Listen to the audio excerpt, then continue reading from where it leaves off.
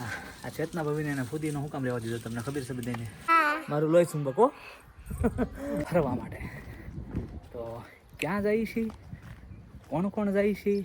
બહુ તડકો છે હમણાં, બહુ તડકો પડે છે. દુઃખ હોય તો ભગવાનને યાદ કરે, સુખ હોય તો કોઈ યાદ ન કરે, ભૂલી જાય.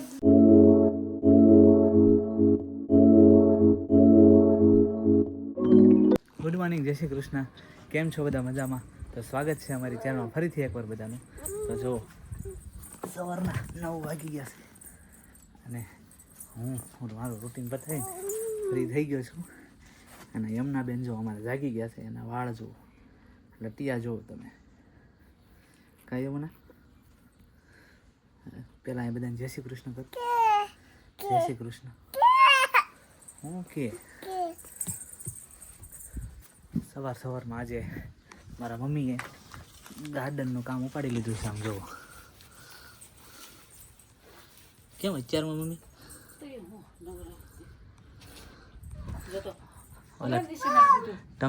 ટમેટા વવાય એવું થઈ ગયું? રોપડા નાના અમે અહીંયા આશીષભાઈ ચેતના વગર ત્યાં રહેવા આવ્યા ને, તે લોકોએ તો અહીંયા ફુદીનો એકદમ મસ્ત આલા ગ્રાન્ડ વાવ્યો હતો. એ લોકોએ એમને રહેવા દીધો છે આલા ગ્રાન્ડ ફુદીનો. હું તમને બતાવું ફુદીનો. જો આ બાજુ છે અહીંયા, બરાબર? જો આ અમારો પડસાયો આવે છે અને આ બાજુ છે, બતાવું તમને. જો કેટલો બધો છે અહીંયા. તો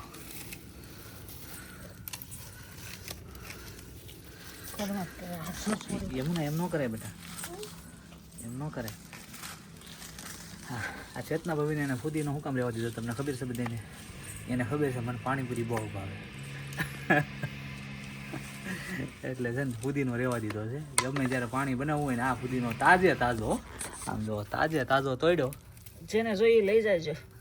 અહીંયા લેવા આવે પાણીપુરી બનાવવા. હા અહીં યુકેમાં રહેતા હોય, લેસ્ટરમાં સોરી, અને પાણીપુરી બનાવી હોય તો ફુદીનો લેવા આવી શકે છે. Most welcome. પણ ઇન્ડિયાથી કદાચ સવાર પોસિબલ ન થાય, ત્યાં સસ્તો પડી જાય. તો લેસ્ટરમાં રહેતા હોય એ ફુદીનો લઈ જાજો પાણીપુરી બનાવવા માટે.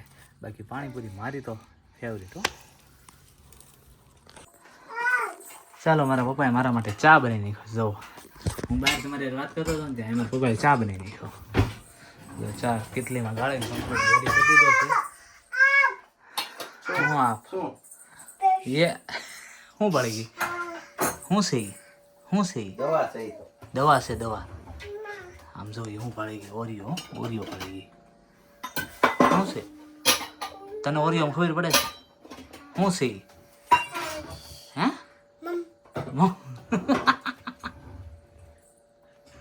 મમ્મની દીકરી.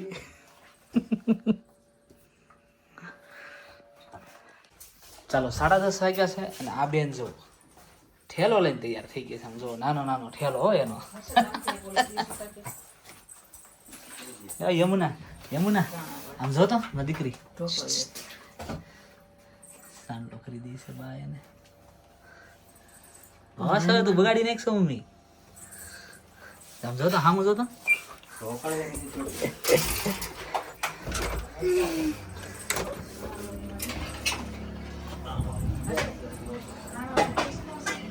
જો ઠેલો લઈને તૈયાર થઈ ગઈ છો.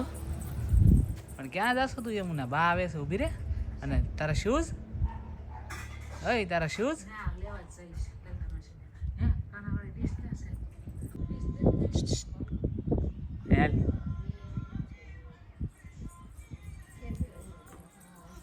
એને લોહી સુંબક. ખાલી ધીમે દિન અહીંયા હાલ કીધું ને ત્યાં તો આમ જોઈ લે.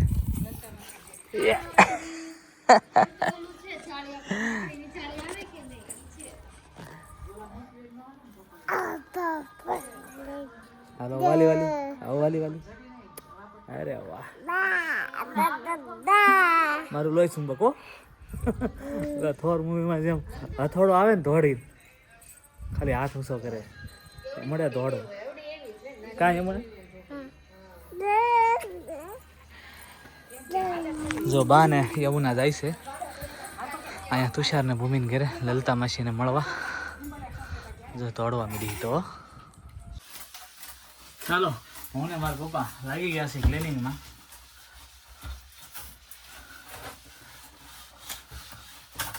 ક્લિનિંગ ચાલુ થઈ ગયું છે કેમ કે આ જે ખાના છે ને બધા એમાં ગોઠવવા છે. આ પૂઠા જો મારા પપ્પા પૂઠું કાપે છે ખાનામાં ગોઠવવા હાટુથી.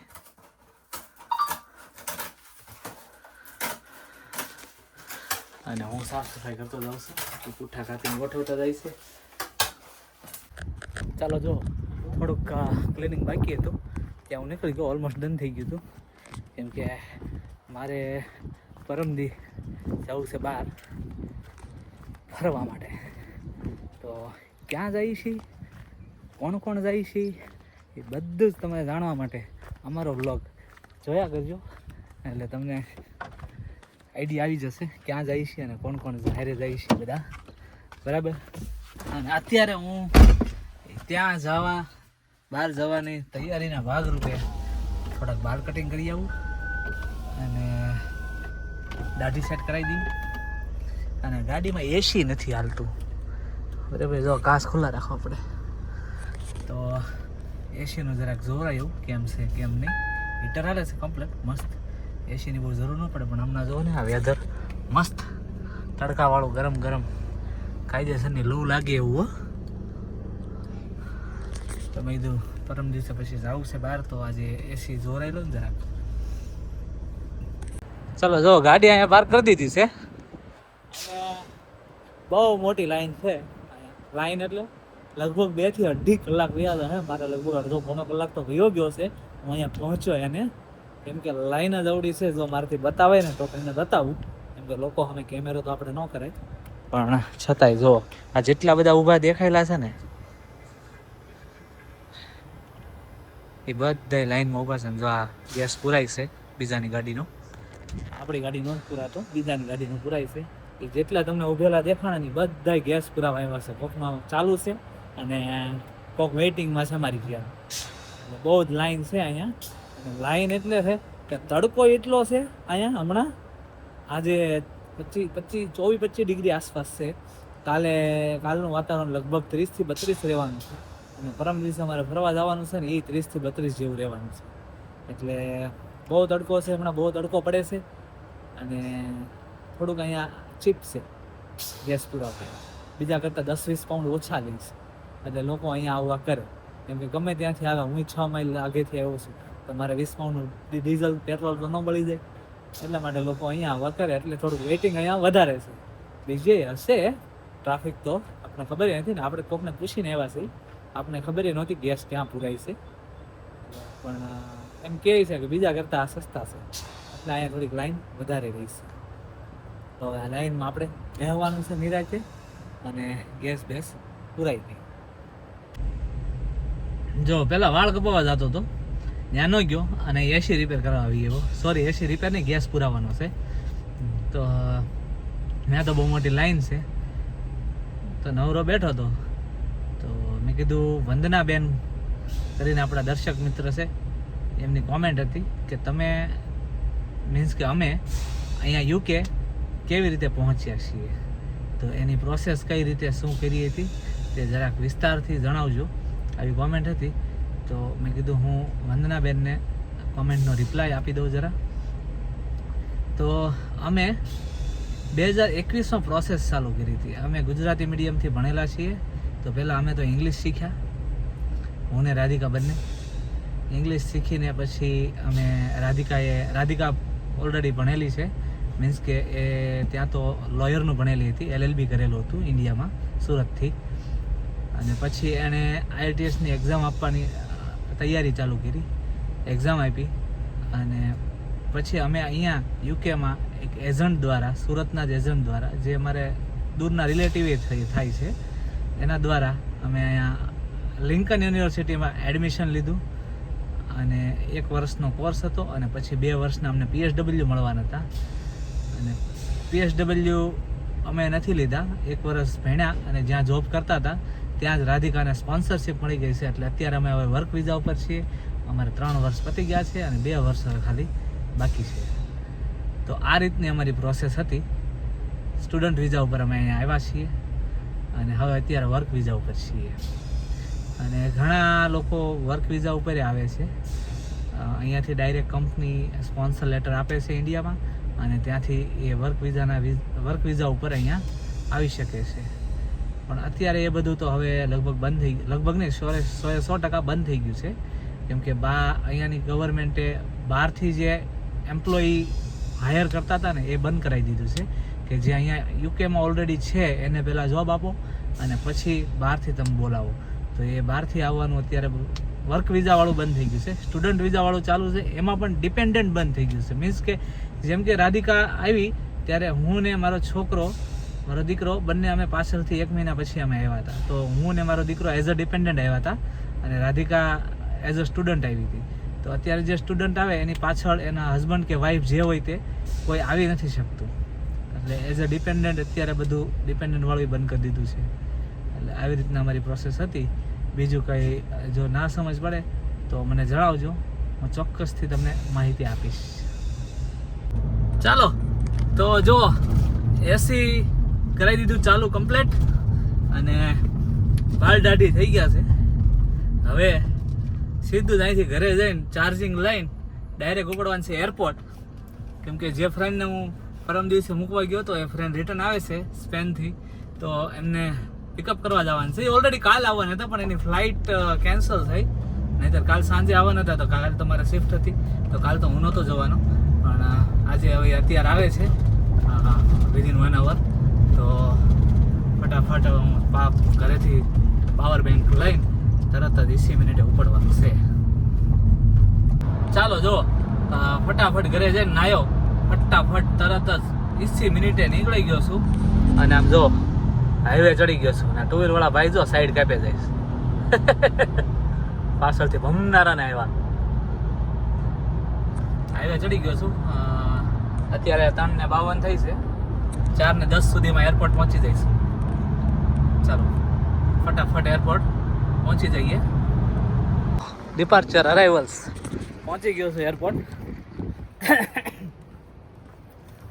અને ફ્લાઇટ લેન્ડ થઈ ગઈ છે મિત્રની, આવે છે મિત્ર વિથ ફેમિલી છે. અને એણે કીધું 10-15 મિનિટ લાગશે બહાર આવતા. તો હવે ત્યાં સુધી અહીંયા કંઈક જઈને વેઇટ કરું, ગોતું કઈ બાજુ આવશે પછી કરીએ કંઈક નક્કી. અહીંથી જવાનું છે ખબર નહીં હવે.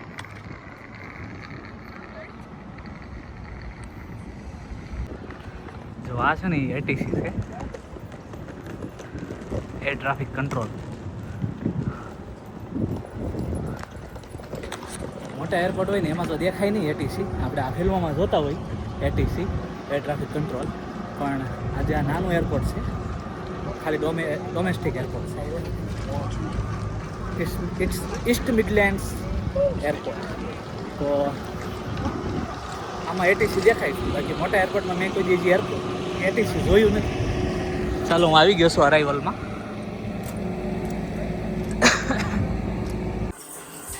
ચાલો 6 વાગ્યા ને ત્યાં આપણે પહોંચી ગયા ઘરે. અને આમ જો અહીંયા ટમેટા મળ્યા સુધારવા, તો ટમેટાનું શાક નથી કરવાનું બરાબર. અહીંયા બની રહ્યો છે અમારે ઓળો.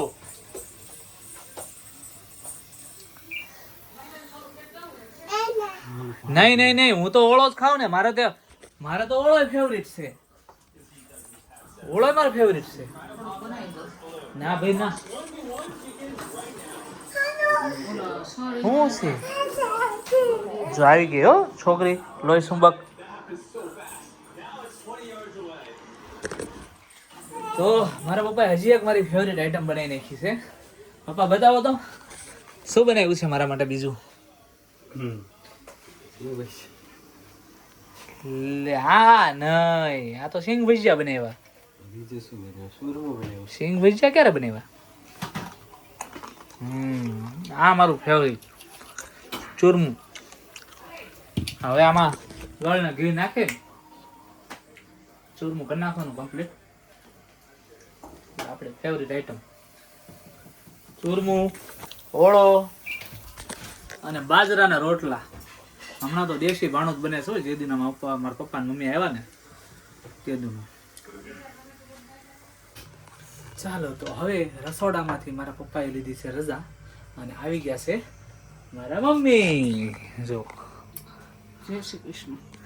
અહીંયા વગળો કરી નાખ્યો છે વઘારેલો અને અહીંયા મારો ને રાધિકાનો છે કાચો ઓળો. અને આ બાજુ જો આ શું બને છે ખબર? मेरी फेवरेट आइटम बनने की तैयारी हो रही है. ગોળ પઠાણ ચાવલો જો ચૂરમામાં નાખવા માટે ઘી ગોળ ગરમ થાય છે. કમ્પ્લેટ લાડવો ચૂરમાનો નથી બનાવવાનો, ખાલી ચૂરમો આમને કરી નાખવાનું છે. લાડવો બનાવવાની અત્યારે કોઈ જ મહેનત નથી કરવાની, કેમ કે એક ભાખરીનું જરીક એવું મારી હાટું મારા પપ્પાએ કીધું, એટલા માટે મોડી ભાખરી સ્પેશિયલ બનાવી. દેહમાં સુરમું પહેરે ને એમ. હા, દેહમાં ખબર મમ્મી? મમ્મીને તો ખબર તાંહળીમાં તાણહળીમાં આવડું આ ગોર નાખે. સુરમું નાખે, ગોળ ન હોય. હા, એ ચૂરમું ભાઈ. અને પછી એવું કહેવાતું કે કોઈક મહેમાન ગયા હોય કે છોકરી જો તો અહીંયા જમવા રોકે વેવાય વેલા, અને પછી ત્યાં ઘી કેટલું તાંહળીમાં નાખે છે ને એની ઉપર ઈ ઘરનું શું મપાતું ઘર કેવું છે એ ખબર પડતી એમ. એવું બધા કહેતા, કે આપણે બી કઈ જોયું નથી, કેમ કે મારો જન્મ સુરતમાં છે,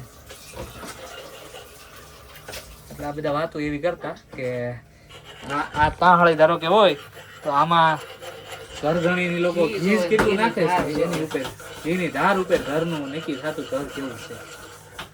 તમને બધાને ખબર હોય આવું આવું હતું તો કોમેન્ટ કરજો બધા કે હા ભાઈ અમારા ગામમાં કે અમારી બાજુ આવું છે. જો આપણો ચૂરમો બનીને થઈ ગયો છે રેડી. હમણાં 2-4 મિનિટ પહેલા જ આપણે વાત થઈ ને, તો ઘીની ધાર ઉપર ઘર નક્કી થાય. જો આપણે ઘીની ધાર કેવી થઈ છે જરાક જુઓ તો, થઈ છે બરાબર?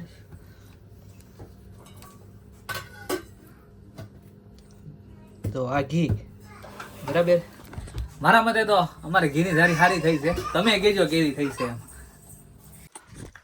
ચાલો જો તો જમવા બેસી ગયા છીએ. હમણાં 7:30 જોબે જવા નીકળવું છે. 7:10 થઈ છે. તો જો આજે મારી થાળી જો શણગારી દીધી છો મસ્તીની. ભાખરી છે, ઓળો છે, ચૂરમું છે, કેરીનું અથાણું અને છાશ. અને આ બાજુ જો આ બેનભાઈ બે એક જ થાળીમાં જમવા બેસી ગયા છે. અને પ્રાર્થના કરે જયદીપ, હાલો અલા નીજ પ્રાર્થના કરો. યમુના પ્રાર્થના કરો. પ્રાર્થના કરી લીધી એને પહેલા. વહેલા કરી લીધી. તું બોલ્યા પહેલા કરી એને, પછી એને ખાવાનું શરૂ કર્યું. ચાલો ફૂલ ફેમિલીમાં બેસી ગયા છીએ. આ અમારું રોજનું ફૂલ ફેમિલી હો, ખાલી એમ. અમે જમતા જમતા વાત કરતા હતા તો સુખ દુઃખની વાત આવી. તમારી મમ્મી કાંઈક કહે છે સુખ અને દુઃખમાં શું હોય, બોલો. આગળ દુઃખ હોય તો પાછળ સુખ હોય, પાછળ સુખ હોય તો આગળ દુઃખ હોય. દુઃખના આપણા દિવસ વીયા ગયા દુઃખના. દુઃખ હોય તો ભગવાનને યાદ કરે, સુખ હોય તો કોઈ યાદ ન કરે, ભૂલી જાય. હા, તો એનું એક ગીત છે, ભજન કે ગીત કે સુખમાં હું વિસરું તને, દુઃખમાં હું યાદ કરું. બેન ને હારો ગાવ. યાદ કરું સુખમાં હું વિસરું તમને, પ્રભુ કે. તો આવી બધી આમ વાતો કરતા કરતા જેમાં સુખ દુઃખની જમી લીધું છે. ચાલો ફટાફટ હવે વાસણ તો હોય ને તૈયાર થઈ જાય.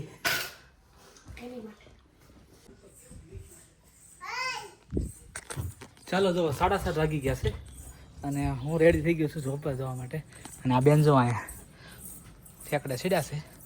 યમુના, એ યમુના, ચાલો હું જોબ પર જાઉં છું. જય શ્રી કૃષ્ણ કરો. જય શ્રી કૃષ્ણ કરો. જય શ્રી કૃષ્ણ. કાંઈ વાંધો નહીં, હું જાઉં છું. Bye bye, Tata. હા બસ, હાલો નીશભાઈ જય શ્રી કૃષ્ણ. હું જાઉં છું જોબે. અને ફટાફટ ક્લાસ ચાલુ કરી દે તારો આજ ઓનલાઈન. હાલો બાબા જય શ્રી કૃષ્ણ. જય શ્રી કૃષ્ણ મમ્મી. હાલો તો હવે બધાને ગ્રીટિંગ્સ થઈ ગયા છે. હું નીકળું છું. તો આજનો અમારો બ્લોગ તમને કેવો લાગ્યો કોમેન્ટ કરીને જણાવજો. લાઇક શેર અને સબસ્ક્રાઈબ કરવાનું ભૂલતા નહીં. મળીએ આપણે નેક્સ્ટ બ્લોગમાં. ત્યાં સુધી બધા પોતાનું ધ્યાન રાખજો. જય શ્રી કૃષ્ણ. બાય.